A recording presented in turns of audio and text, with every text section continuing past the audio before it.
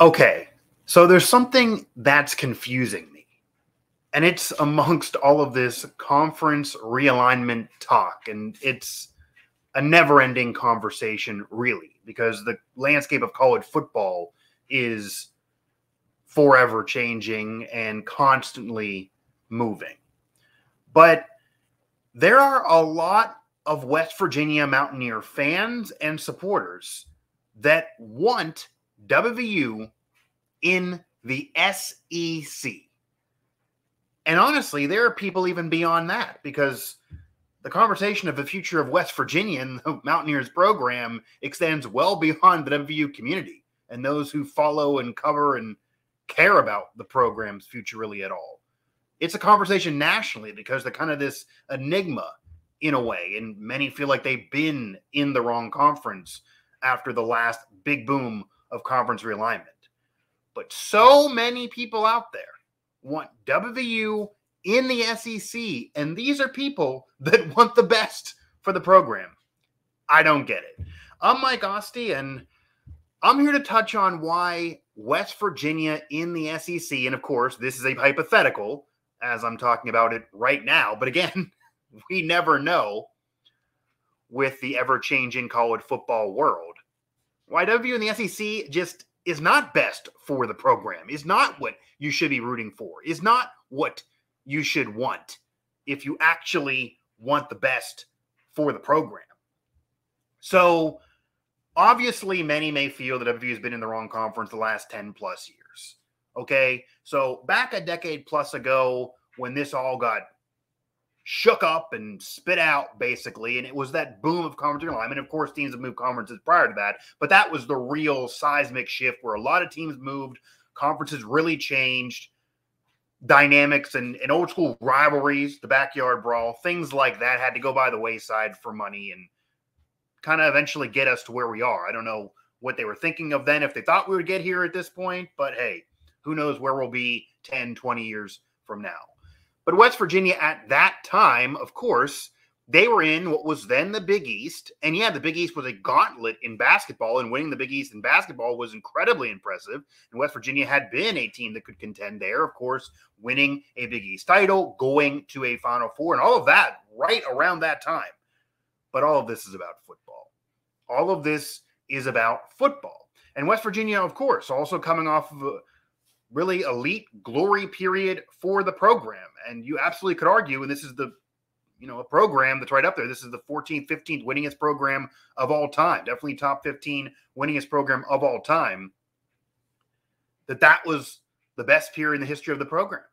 From Pat White stepping foot on campus till really the end of the Big East.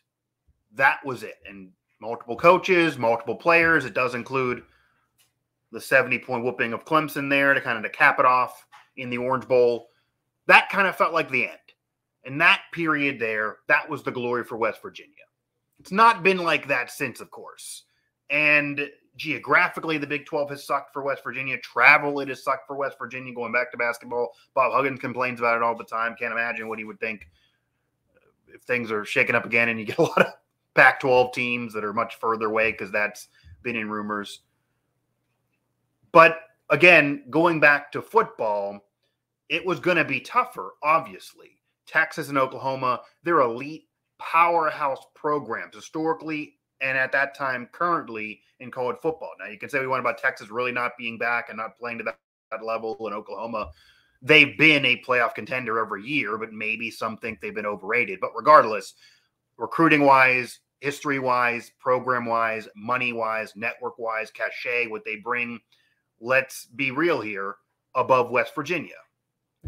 And that wasn't the case in the old Big East at that point. You could argue West Virginia was the class of the conference, certainly off that chunk of time. So people never, and you lose the backyard brawl, you lose natural rivals, and then also you have a myriad of those rivals go together eventually, and this isn't all at once, to the ACC, where you're getting your main rivals from that old Big East days. Pitt, Syracuse, Louisville, teams like that, even Boston College, just teams that you think Big East. in the ACC, eventually all there together. And it feels like almost West Virginia got left behind, that despite performing better on the field, they got left behind. And they got left behind for an obvious reason. Yeah, some can point to academics, and the ACC absolutely cares about that. And let's be real here again, West Virginia overall as an athletic program deserves it, but as an academic institution, it would be below Pitt and many of those schools I mentioned, and certainly the thoroughbreds of Duke, North Carolina, etc., entrenched in the fabric of the ACC. Let's just be real. That's just the case. Virginia, Duke, borderline Ivy League. So I get it. And there's a whole show we could have. It's another day about how that is the case and why that is the case, and maybe if that should be changed, because unlike a lot of other states, if you are from West Virginia, Promise Scholarship exists, and they really want everybody there. They want to give them an opportunity to go to the school, but grade-wise, etc., they wouldn't even get into those other schools. So they at least get an opportunity to be at West Virginia, and then they may mess up. They may fail out. It may linger them out. That will hurt the overall numbers, even if they don't get into the actual colleges. Like, say, journalism school, you have to get into school, then get into the J school. But overall, you're still there, and it shows the numbers. Well, this kid went there, and he failed to get into the J school, or failed to get in here, or failed out of school, or whatever. So that hurts the overall numbers. So maybe if you really want to compete academically, you don't just let everybody in. West Virginia is much easier to get into in general, even if it's harder to get into certain schools. And I'm not going to, knock my degree here, but that's just the case in terms of easier to get into the actual school than those schools. And that's about the Promise Scholarship. That's about wanting the kids from the state to be able to have a chance. But if you tighten that up, your certain academic numbers would look better. But we'll leave that be. But also the other end of it, and I've touched on this in the past too, and this is out there. It's obvious. It was said at the time. Media market-wise. Look at myself. I work in Pittsburgh media, okay? I've covered the Steelers, etc. That's what we do here as part of the Sports Now family. It started off as a Pittsburgh outlet. That's no secret. And we have a lot of Pittsburgh coverage, including covering West Virginia, which is a part of the Pittsburgh DMA. So meaning part of that media market. If you live in Morgantown, you're getting Pirate games. You're getting Penguin games. You're getting the Steelers. You don't have those pro teams in your actual city or in your actual state. It's just about the college. It's similar to say what Oklahoma would have been prior to the Oklahoma City Thunder, or kind of really is, kind of like Iowa, those type of places. It's a college state, really, the college program, the athletic program of West Virginia University. That's the state. But yeah, there are pro teams near, and they're in the media market. Morgantown, where the WVU campus is in the Pittsburgh media market. In a way. So you have other outlets, our competitors in Pittsburgh media are also covering West Virginia. Maybe not as much as Pitt, but it's covering West Virginia, also covering Penn State. It's about a region where the kids are going to go to school, where the parents, where the fans may care about what's in the TV market. And that's, again, I can go on and on about that. But that's all part of it. And why would you want to bring the same? So you already have Pitt. You prefer the academics. Maybe even you prefer some history, even though it had certainly been a long time until Pitt was back to glory. And last year with that special season for Pitt, but it took a while in the ACC to get there. So you have Pitt, you want Pitt. Pitt's a fit for you. Again, the others too. And we can argue about Louisville because academics, etc. I think that's more of a debate than, say, Pitt. Pitt certainly has a better academic situation than WVU. But you take Pitt, you're getting the same media members. You're getting myself credentialed and going cover both. You're getting the same media market, the same potential eyeballs, etc. Cable deal wouldn't benefit having West Virginia. Now, and I've touched on this as well, now you get here and it's a little different.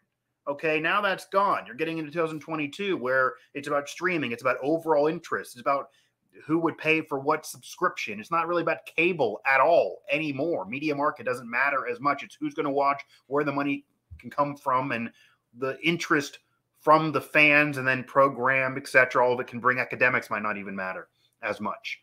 But that was the issue. They were left behind before. And I get you lose those rivals. I get you feel like maybe it's a disadvantage for West Virginia. Maybe you feel like they're at disadvantage recruiting-wise. They're at disadvantage of different things. So even the success they've had, and certainly have not had at times the last 10-plus years in the Big 12, and exactly 10 at this point, that, okay, maybe it's a disadvantage by being in the conference. But instead of wanting West Virginia to be a part of the ACC, and I'm not, again, saying they're going to be, but that would be, I would say, and I've touched on this before, the best case scenario. You get the rivalries back.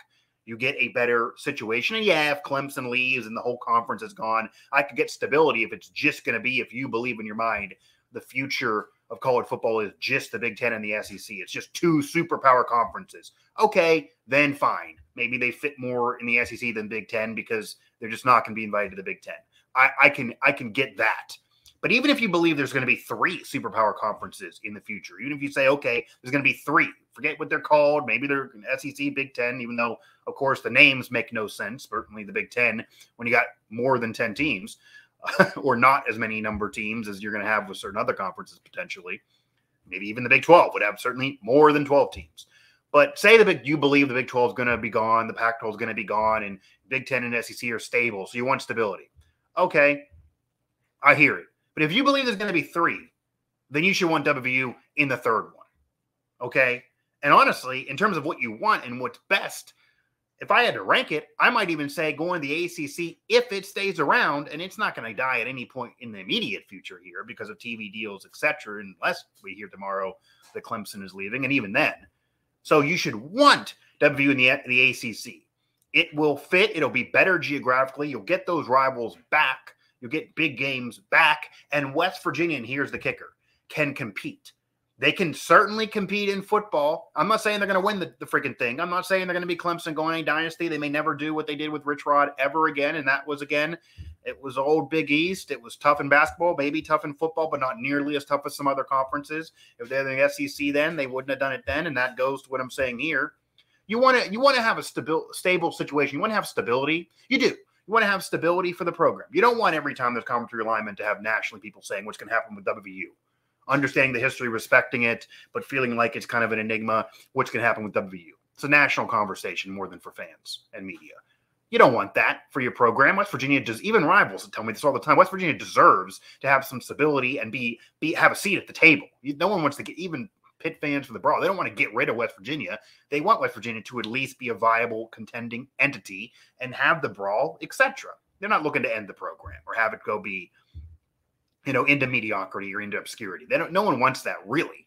So, okay, I can hear stability, but you should want stability and you should want your team to be somewhat of a contender, for crying out loud. You don't want your team to just be an afterthought and your team to have one every 20 years having a chance and just be dead in the water. And yeah, in the Big Ten, it would probably be similar, but the SEC would be a gauntlet and then some. Nobody wants them in the Big Ten, really. But you're talking about the SEC. People want them in the SEC. Again, the ACC, you can at least have stability, have money, have at least a couple elite programs with some history there that are allowed respectability like you have with Oklahoma and Texas right now as we currently stand. You can beat Pitt occasionally, even if you're not better than them right now. You certainly can contend in the brawl. People think they might even beat them this year when Pitt's coming off their best season in 50 years. They're not the favorite. I'm not saying they may. I'm not saying they will. They may, I guess. But you're going to be right there with Pitt in the future. You could build it up to be that. You could be right there with other programs in the future for sure. Basketball-wise, obviously Duke and North Carolina being there will make it brutal. And yeah, maybe you're better in terms of your number 2 or 3 in the Big 12.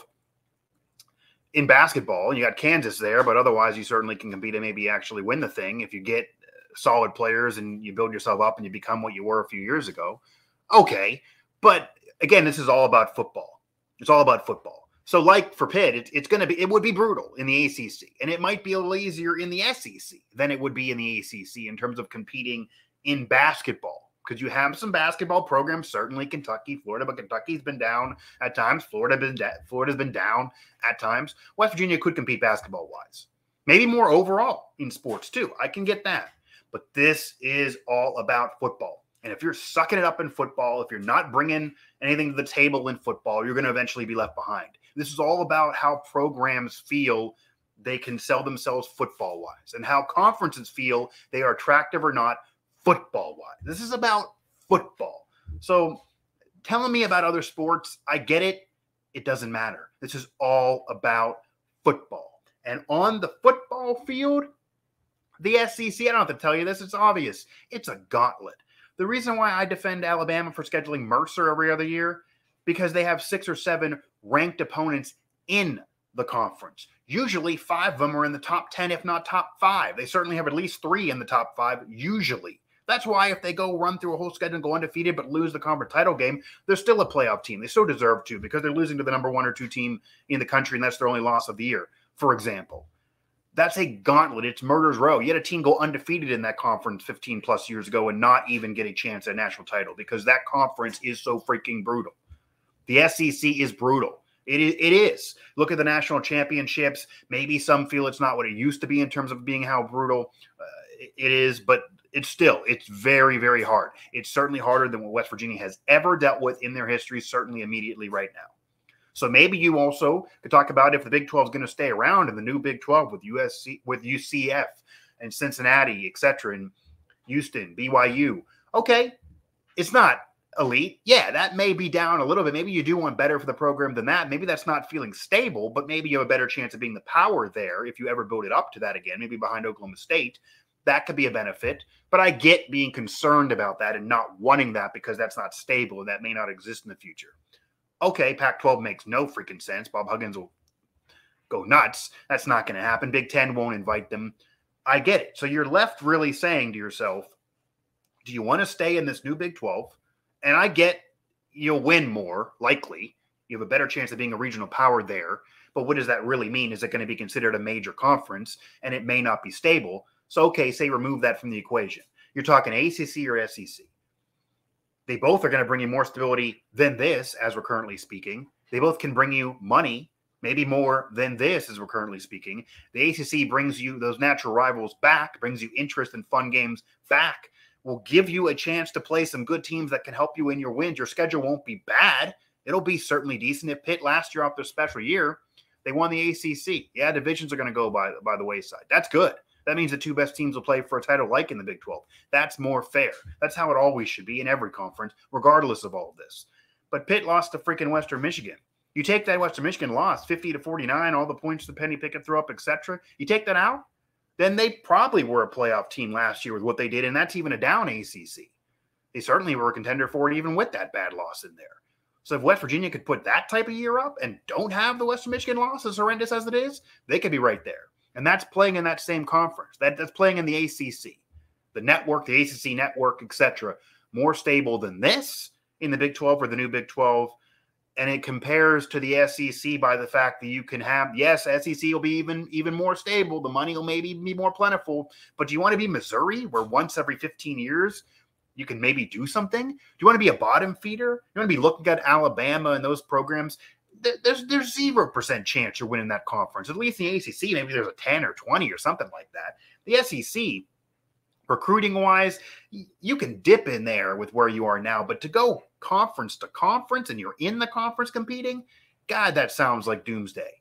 So why people want West Virginia in the SEC that actually want the program to do well, that doesn't make sense to me. It really, really does not. Feel free to comment below and come back at me. I'll certainly come back at you. We can talk about this, like hopefully intelligently, because I know this riles up the engines in terms of conference realignment. And if everything else is sinking and there's no other option, okay, you pick it over the Big Ten if there's only 2 superpowers. But if there's going to be 3, you want to be in the third one. I could see not wanting the current Big 12, new Big 12 situation because of lack of stability. I see stability in the SEC, but I see no competitiveness. And I'm not trying to be a defeatist and say that, just I'm trying to keep it honest. I'm trying to keep it real. That's what I always do. So like it or not, that's what I'm always going to be. And West Virginia and the SEC, while it could be stable and there could be money there, and maybe, yeah, it'll help recruiting. You could do what Texas A&M did. But Texas A&M got Johnny Manziel, a Heisman winner at one point. That's how they built it up to an elite year and increased recruiting. Are you expecting West Virginia to do that? They've had good recruiting years. They're actually having a solid one for 2023 in that class. You bring in JT Daniels, etc., but he's been hurt. That's why he comes over. It's not like you're going to get Manziel, or at least you don't figure to. You can't bank on it, and you can't give me easier division where they will be placed in, because first of all, you can bank nothing on geography. Geography obviously doesn't matter these days in college football. USC and UCLA are going to be in the Big Ten. Look at that geography. Look at that travel. It doesn't matter. Geography guarantees nothing for you, and divisions may go away anyway. So say geography doesn't matter and divisions go away and you're in the SEC and you got stability, you're not going to have the conference fold, you got more money, you do a little better job recruiting, but so does everyone else around you. And now you're still behind the apple cart. You're still behind all of them. You're still 7th in the conference, and that's at best. And Yeah, they might expand the playoff, maybe to 8 teams and have the conference champs and a couple wild cards get in. That's probably what it should be. But are they going to expand it to 16, to 24, 32, to what the NCAA tournament is in basketball? That I doubt. That I very, very, very much doubt. So unless that happens, you're really in trouble. And while the SEC can provide you stability, you want to have a situation where you have stability and you can be competitive. That's not in the SEC. You can't be competitive enough in the SEC. You can't be a true contender there. That's sinking the ship before it even sets to freaking sail. And that's just keeping it real. That's not being negative. The ACC is more of the ticket. I've done shows on that. I'm not going to touch on that any further here. But all these West Virginia fans that want West Virginia in the SEC, I don't get it. I don't get it. Try to convince me. I can't see that being done, though, because I don't get it. I can't keep it real and see how West Virginia can contend really ever in the SEC, even if there's a small % chance in any other conference. That'll do it for this edition of the show. I'm Mike Asti. Of course, follow us at WV Sports Now. Find us, West Virginia Sports Now, all over the circuit, as we, of course, are your outlet for comprehensive coverage of the West Virginia Mountaineers, the whole West Virginia athletic scene, and beyond here, part of the Sports Now family. Of course, find me on Twitter at MikeAsti11. And I just had to drop the mic on all of those West Virginia fans that want West Virginia in the SEC. I just don't get it.